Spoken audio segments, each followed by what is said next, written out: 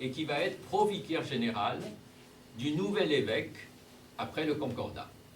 C'est quelqu'un qui a été un prêtre qui n'a jamais prêté serment à la République.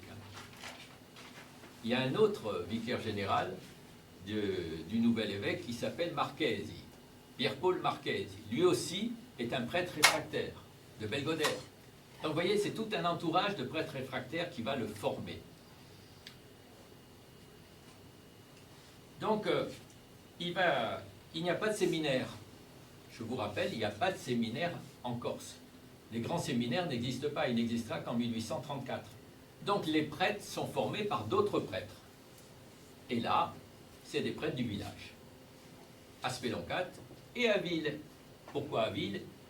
Parce que Ville et Speloncat forment la même communauté en vérité à l'époque.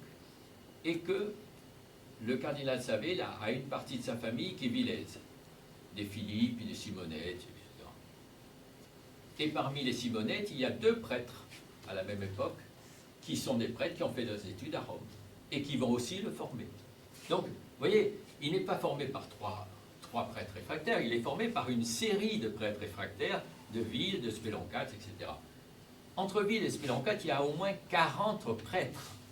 40 prêtres, c'est énorme. Oui. Il y a des prêtres dans toutes les familles. Donc, vous voyez l'influence que ça peut avoir, hein, aussi, le village. Donc, il arrive à ses 17 ans. Et à ses 17 ans, il se prépare à être un clerc. Et qu'est-ce qui arrive à 17 ans? On est en 1809.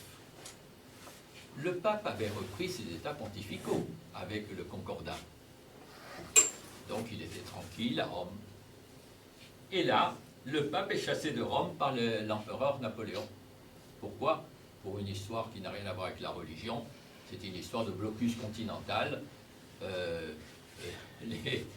Les Anglais doivent être bloqués, donc on en profite pour prendre les états pontificaux et en faire une partie de l'Empire français. Donc le pape, hop, il est mis à Fontainebleau et il est quasiment l'otage de Napoléon à Fontainebleau. Les états pontificaux sont supprimés, mais on ne se contente pas de faire ça. Après avoir supprimé les états pontificaux, on va dire, les prêtres qui sont dans les États maintenant devenus départements français, il faut qu'ils prêtent serment à l'Empire. Et les prêtres vont dire, nous, non, on n'a qu'un souverain, le pape, pas l'Empire. Et donc, on va les bannir. Et où on va les bannir, ces prêtres qui refusent de prêter serment? En Corse. Et la Corse va voir arriver, on a complètement oublié cet épisode, 400 prêtres romains exilés qui arrivent à Bastia, qui sont accueillis par les Bastiais de manière... les Bastiais vont les aider, etc., vont essayer de trouver des solutions pour le logement. Ils sont bannis en Corse. Mais ce n'est pas suffisant. L'année suivante, on va dire, ah non, le bannissement, ça ne suffit pas. On va les emprisonner. Et donc, vous avez des prêtres qui vont être emprisonnés à Bastia et à Calvi et à Corté. Et à Corté, notamment, il va y avoir un évêque, parce qu'il y a des prêtres et des évêques, évidemment, hein, et qui s'appelle Tommaso Arez. Le voilà. Tommaso Arez, lui, c'est quelqu'un qui a été nonce apostolique, c'est un personnage très important de la curie romaine. Il est emprisonné à Corté. Et il va s'évader de la prison de Corté. Avec la complicité de qui? Du maire de Corté qui s'appelle Giuseppe Gelfucci, et surtout du docteur Santini d'Omessa. Le docteur Santini d'Omessa va organiser l'évasion de l'évêque, qui va partir donc à Gavignano, où il va être accueilli par le maire, puis il va aller à Campile, et puis il va aller, tout ça clandestinement bien sûr, à Bastia. Et à Bastia, grâce au Lot notamment, il va pouvoir s'embarquer sur un bateau vers la Sardaigne, et donc échapper aux recherches de la gendarmerie impériale. Grâce à une complicité vraiment très importante de la population. Et tout ça, le cardinal, il le vit. Il vit tout ça. Et là, on a une image la Scala Santa de Montserrat. La Scala Santa de Montserrat, ce qu'on oublie souvent, c'est qu'elle a été octroyée, c'est un privilège qui a été octroyé par le pape après la Restauration, en remerciement de l'attitude des Corses vis-à-vis des prêtres qui avaient été exilés en 1811. C'est un remerciement, ce n'est pas le seul d'ailleurs, mais ça veut dire que tous les prêtres ont vu que les Corses, quelles que soient d'ailleurs leurs opinions, hein, même des Corses républicains, aidaient les prêtres dans leur misère que leur faisait l'Empire. Et ça, le cardinal, il a 17 ans, à 17 ans, ça marque à vie.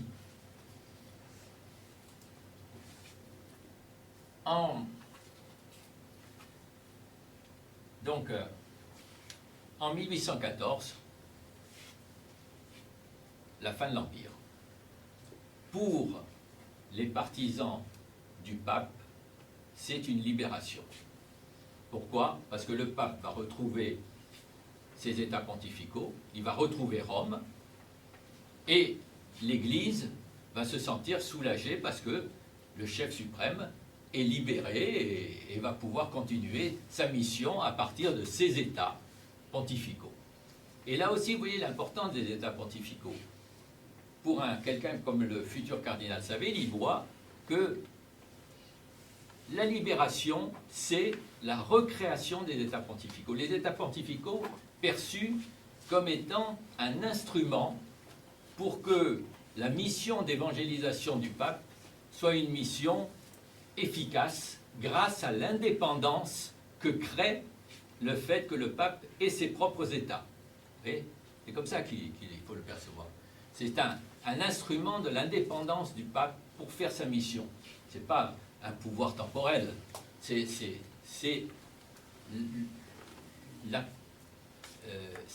permettre au pape de ne dépendre ni de la France, ni de l'Autriche, ni de personne. Le cardinal Savelle, le futur, est à Speloncat à l'époque, et quand il va y avoir les 100 jours, c'est-à-dire le retour des bonapartistes, bien sûr, le cardinal, le jeune Savelle, il va s'y opposer, puisqu'il est le partisan de l'Église, en tant que futur prêtre. Et en 1816, il va être ordonné prêtre à Ajaccio, grâce notamment à celui qu'on a vu tout à l'heure, qui est vicaire général et qui est en même temps curé d'Ajaccio. Donc qui l'aide dans ses rapports avec l'évêque, parce qu'à l'époque, on devient prêtre par un examen. L'évêque juge si vous êtes apte à devenir un prêtre. Et il faut avoir suivi des études de théologie, de rituels, etc. Et cela, le cardinal Savelle, il l'a fait. Le futur cardinal l'a fait. En 1818, il part à Rome. Alors on a dit pourquoi il partait à Rome. On a dit mais il part à Rome parce qu'il n'avait pas trouvé de place, de curé. Non, il part à Rome tout simplement parce qu'il fait comme tous ceux qui ont les capacités de faire des études et qui ont les moyens de les faire aussi, parce qu'il faut avoir aussi quelques moyens pour aller à Rome, comme l'ont fait ses cousins, comme l'ont fait ses oncles, curé qui va à Rome tout à fait naturellement. Et là-bas, à Rome, il va tomber sur une université qui est une université épurée. C'est-à-dire qu'on a pris tous les professeurs favorables plus ou moins à l'Empire, plus ou moins de composer avec les idées nouvelles. Hop, on les a mis de côté et on a mis des professeurs qui sont tous des professeurs partisans de l'absolutisme, c'est-à-dire de l'ordre ancien. Hein, c'est la réaction, si vous voulez, hein, face à la restauration de l'ordre ancien en Europe. Les jésuites reviennent et s'imposent comme des partisans des États pontificaux, et les États pontificaux sont réorganisés pour être encore plus efficaces. Il va être aidé pendant ses études par qui?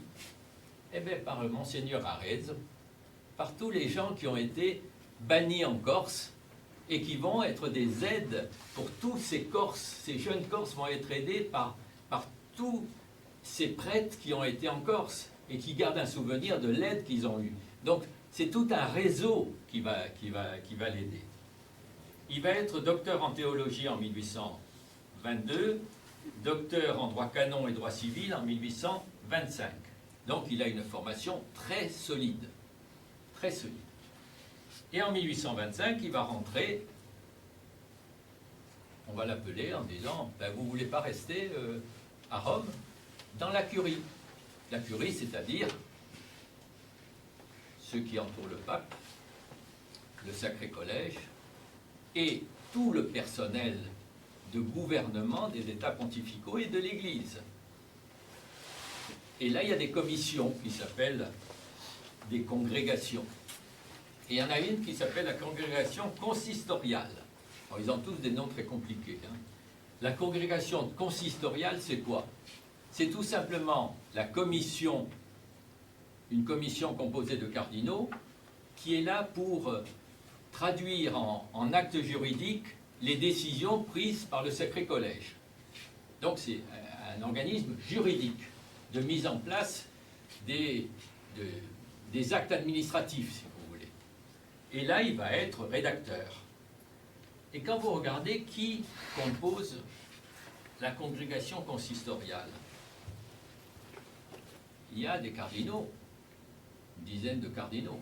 Et parmi eux, il y a le cardinal Arez, le cardinal Falzacappa et le cardinal Serlupi, trois anciens exilés. Trois anciens exilés qui ont pris le jeune Corse avec eux. Alors, les États pontificaux, et si on peut revenir un peu en arrière, les États pontificaux, c'est quand même une principauté importante. Alors, si on ne peut pas revenir, c'est pas grave. Les États pontificaux,